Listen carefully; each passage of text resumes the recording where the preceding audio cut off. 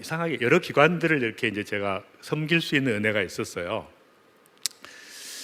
근데 이제 이것들이 형성되는 과정을 보니까 참 놀랍게도 사실은 제가 의과대학 교수가 돼서 이제 병원을 시작하게 됐는데 암 환자들을 제가 치료하는 그런 독일의 병원에서 이제 면역 치료라고 하는 특별한 치료를 연구하게 됐습니다.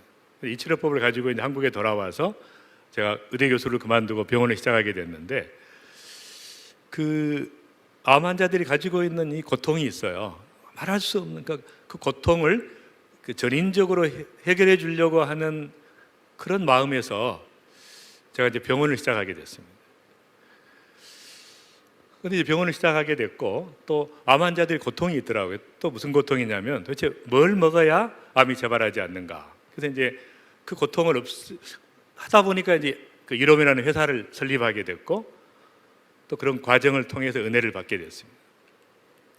또 꿈의 학교라는 학교는 정말 성경적 교육을 받지 못하고 전 세계로 흩어지는 우리나라 아이들의 고통을 그런 그 고통과 결핍과 그런 것들을 이제 기도하다가 학부형들이 찾아와 가지고 막 울면서 학교를 시작해 달라는 거예요. 그래서 이제 그걸 하게 됐고요. 아까 제가 책은 말씀드렸지만 암에 대한 책을 제가 5권을 썼어요. 근데 주로 언제 쓰게 됐냐면 이제 병원 경영이 어려울 때 제가 책을 한 권씩 내면은 유명해지니까 환자들이 모이거든요. 그러니까 이제 그런 또 경영의 어려움, 그 결핍이라고 하는 구조가 책을 쓸 수밖에 없도록 만드는 거예요. 그러니까 이제 그런 과정을 통해서 또 제가 에티오피아를 갔다가 잡이 없어서 직업이 없어서 막 그 수천 명의 사람들이 잡을 구하러 다니는 모습을 보고 이제 비즈니스에 대한 열망을 더 가지게 됐습니다. 비즈니스를 시작하면서 여러 회사를 이제 설립하게 됐고요. 이제 이런 그 여러 가지 과정들을 통해서 그 제가 받은 은혜들이 이런 겁니다. 반드시 하나님께서는 결핍을 통해서 역사하시고 결핍을 통해서 우리에게 은혜를 주시고 창조성을 부여하시고 또 수많은 돕는 자들을 붙이셔서 하나님의 역사를 이루어 가신다는 것입니다.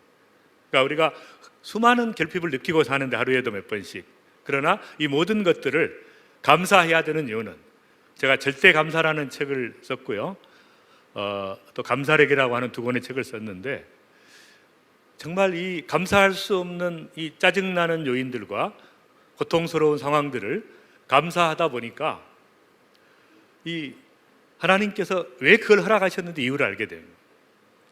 얼마나 그 하나님의 은혜가 넘치는지 그 감사의 삶을 통해서. 그리고 예수님도 이제 그런 결핍이 있었어요. 예수님께서 뭐라고 하셨냐면 내가 불을 땅에 던지러 왔나니 이 불이 이미 붙었으면 무엇을 원하리요. 그러니까 예수님도 막 어떤 열정을 쏟아붓고 싶은, 자기의 전체를 쏟아붓는 이런 그 뭔가 십자가와 부활이라고 하는 자기의 사명에 대한 그 불이 있었습니다. 결핍이 있었어요.